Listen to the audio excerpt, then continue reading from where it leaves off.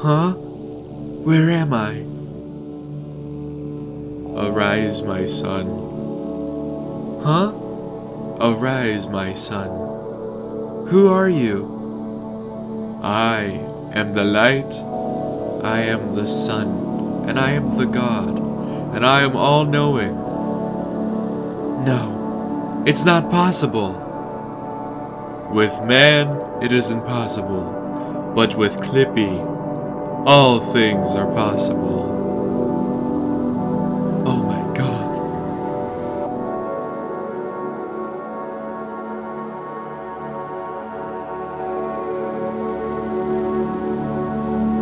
Gah!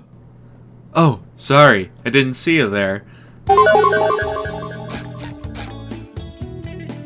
Wait a minute! Who are you? All 814 of you, actually. I'm super excited to welcome all the new delicious treats to the channel. Oh my gosh. When I tell you I was not expecting that video to go viral, I legitimately did not expect it to get 19k views. I was literally looking at it and it just kept going up. It just kept going. No matter, I thought it was gonna stop at like 1,000 views, but it just kept going. And now I have a genuine audience that wants to watch me for some reason. So yeah, so I'm pretty excited about that. But that's not what we're talking about today. Today we're going to be talking about the frequent communication problems that I have been coming across when it comes to people of my own age, or around my age. You know, recently I was watching this video by Suburban Will, and I made a comment. I was like, oh, I like this video. It's very, you know, it's not blaming anybody. It's not it's not villainizing any of the sides of the argument. It's just a full rounded view of both sides. And I got called a fence sitter. Can you believe it? I got called a fence sitter. Ah, yes, because you can't just be normal about anything these days. You have to be 100% insane about absolutely everything. I've been noticing this weird dynamic, in this weird trend with, like, everybody, where people aren't willing to just be neutral about anything. Everybody has to be super extreme about everything, and it's really disconcerting. It's really weird. I don't like it, because I like to just be really laid back and chill, but everybody's like, no, you have to think this, or else you hate this, or it's like, oh my god, guys, chillax, bro. Now when it comes to this certain issue, when it comes to like men versus women, look, man, I don't want to start this war in my comment section, but I will say that I do lean more towards the women on this one, because, you know, anyway, I don't want to get into it, but I just thought it was funny that, like, people got so fucking mad that I dare to see both sides of the argument. It was just so weird. It's like, you're either for us or against us, you know, and it's kind of like, okay, why do I care? And I like to call this phenomenon puppies versus babies. Pick a side or die. But before I continue, I just want to say, hey, if you guys are enjoying my video so far, I really appreciate it, and thank you for watching. If you guys are enjoying this video, it would really help me a lot if you leave a comment and like and subscribe and all that. I know it's really annoying when YouTubers say all that shit, but it actually really does help my videos. YouTube will not promote my videos unless you interact with it. Even just like liking the video does a whole lot for me, so I really appreciate it. It really helps to boost my videos, and it really helps me grow my channel. And I really am hoping to be able to do this YouTube shtick full time. This is what I like to do, and it really helps me be able to move my career forward when you guys leave a comment and like and subscribe and all that. So I really appreciate it. So yeah, if you guys are enjoying it so far, do all that stuff, and I will be very thankful. Anyway, I feel like a lot of these arguments like that kind of end up going nowhere and kind of just creating more chaos and not really resolving anything, but just like arguing for the sake of conflict.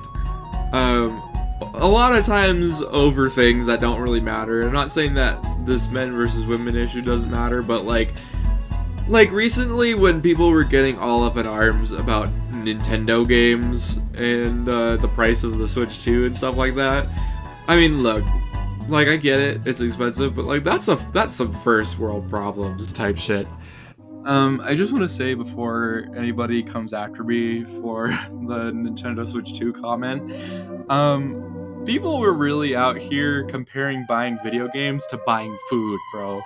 Like, it was getting kind of ridiculous, and I know a lot of people will probably say, oh, well, buying these products, buying the Switch 2 is just enabling Nintendo and all other video game companies to raise their prices.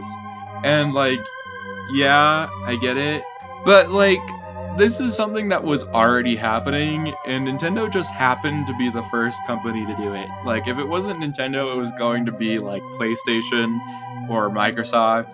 Like, video game prices were already going up because the entire economy is getting worse, just the world over, and like, inflation's a bitch, man. Inflation is everywhere, and unfortunately it affects my video games. And also, the video games were always expensive up until like the late 2000s when they got weirdly affordable. And so, like, if you look at the numbers, like, video games were always expensive, and they were just weirdly not expensive, like, for an absurdly long time. It's just like they're just going back to the way that they always were, and that's just the state of everything right now. Everything's getting more expensive. And also, yeah, I guess I am perpetuating the problem by buying the Switch 2, but also, so are the 3.5 million other people that bought it on the first 5 days. Yeah, the Switch 2 was the fastest selling console ever. So, yeah, I'm sorry to say, but if you're gonna come at me, you're also gonna have to come at the 3.5 million other people that bought it. And also, like, that's also just capitalism. I mean, it's like, products are worth what people are willing to pay for it, you know? Like, what are you, a socialist?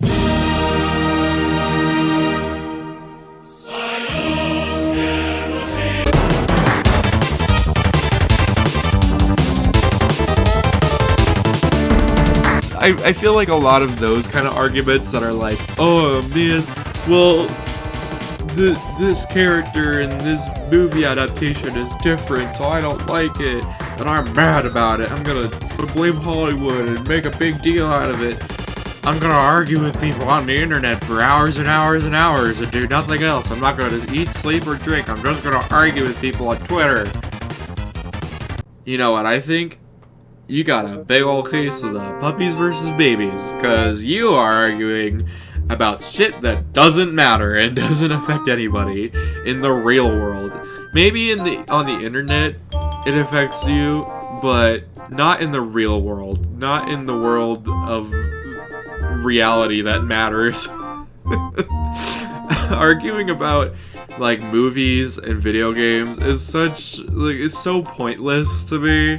That I feel like It's like, why even bother? Like, I have real problems to think about right now. Why am I arguing with people on the internet about video games? It's like, what do you people do all day? Do you guys just sit around on the computer or on your phone just arguing with people all the time, 24/7? Like it's sad. You guys need to get a job or find something, anything to do other than arguing about stuff on the internet.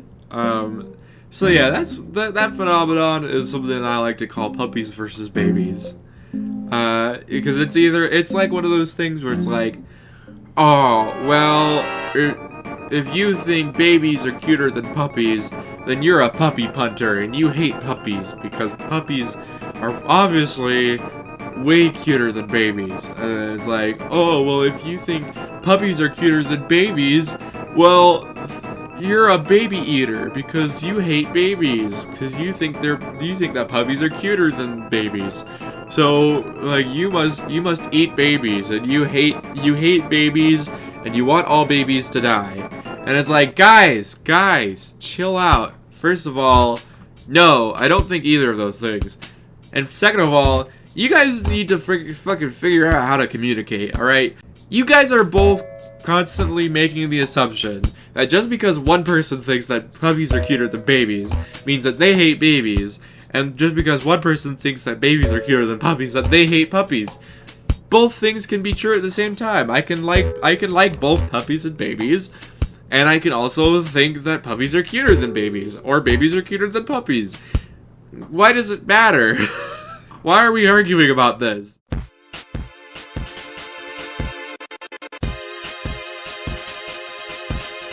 Something that I found really frustrating lately is trying to talk to people my age. You see, recently, tell me if you haven't noticed this. Every time I try to talk to people my age, every time I go out and I try to, like, interact with people and, you know, get my social interactions out of me, every time I feel like every time I go out to talk to people, I go to, like, activities or gatherings or whatever, everybody's on their damn phones. And I know that that's like a really like boomery kind of thing to say, but like, I mean, seriously, like, come on, this is getting ridiculous. I can't tell you how many times I've been talking to someone and they're just scrolling on their phone the whole time I'm talking to them, and they're just like, and then they'll like turn to someone else while I'm talking to them and be like, hey, look at this, and then they'll just like walk away, or just start talking to someone else, like completely ignoring me. It's really irritating when that happens. And it's not just like one-on-one talking to people. It's also like a big problem with like trying to make friends and trying to make deeper connections. I've noticed that, I mean, I feel like this is not just a me thing. It feels like everybody my age is not able to make deep connections with people for some reason, and I think it's I don't know, I think it's the godforsaken phones. I'm sorry. I know that's like some boomer shit to say, but like, seriously though, like, the internet really has changed the way that we interact with people, and it's kind of scary. It's not just talking to people and not just making friends, it's also been fucking hate dating apps. Dating apps are like the fucking worst. I hate them. They feel super shallow. It feels like when you use a dating app, it feels like you're shopping, or like it feels like you're reducing every person down to like a picture, and you're just deciding, oh, are they hot or not, and then swipe left or right depending on the answer. And I don't really like that. It makes it feel like we're reducing these human interactions down to really shallow, really surface value kind of interactions. And let me tell you, I've talked to like hundreds of girls, and I haven't gotten a single date, especially using dating apps. What's funny is I actually have a lot of funny stories when it comes to dating. Recently, I was talking to a girl. I matched with a girl on this dating app, and she was super forward with me. She was very like, I texted her. I was like, hi, and then she was like, hi, cutie, and I was like, oh my god, she's flirting with me already. And you know, we were talking for a few days. I'm like, hey, do you want to get ice cream sometime? And she was like, sure, let's do it. And she was very like, yeah, like I'd love to. Those were her exact words, by the way. Sure, I'd love to. And then the day before we're supposed to go out, I messaged her and I said, hey, are you still interested in going out this whatever day? And she ghosted me. And look, like, I don't mind being rejected. I get rejected all the fucking time, so it's whatever. But like, we had plans, you know, and I feel like that was kind of like, that particularly kind of felt really inconsiderate to me, because it's like, well, we already made plans, we were already going to do something on this day, and it kind of feels like, if you didn't want to go, then why did you say yes? And I mean, I understand if something came up, but at least, like, say something about it, and at least tell me, instead of just leaving me in the dark, and just kinda, just ghosting me. It feels like really, it just felt really rude, and it felt really kind of just inconsiderate, and I didn't really appreciate it a whole lot. And look, I'm not gonna force anybody to talk to me, because, you know, whatever. If people don't want to talk to me, then that's their problem. I mean, I'm awesome, but, you know, that's their loss if they don't want to talk to me. I'm exaggerating, by the way. I don't know if that was clear. But it's like if you're going to ghost me, please say something, you know, like before you just like go no contact. I really appreciate it when people are like upfront with me, and I try to be that way with other people. If I'm not interested, I try to be like, hey, you know, I'm sorry, I'm not really feeling it, but, you know, you seem like a cool person, and I wish you the best. And that's it. Like, that's all you need. And a lot of people who I've, like, you know, said that with, like, really appreciate it. They're like, oh, I appreciate you being upfront with me. To be honest, I wasn't really feeling it either. And like, hooray, everything works out fine. But when you ghost people, it kind of just leaves people, like, wondering, like, oh, like, is there something wrong with me? Did I say something weird? Like, what did I do? You know?